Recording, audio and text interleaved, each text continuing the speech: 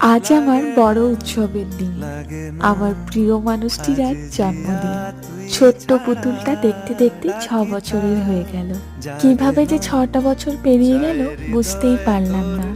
মনে হয় এই কদিন আগে ছোট্ট তোকে নার্সিং হোম থেকে বাড়ি নিয়ে এলাম। মনে হয় যেন চোখের পলকে তুই কত বড় হয়ে গেলি।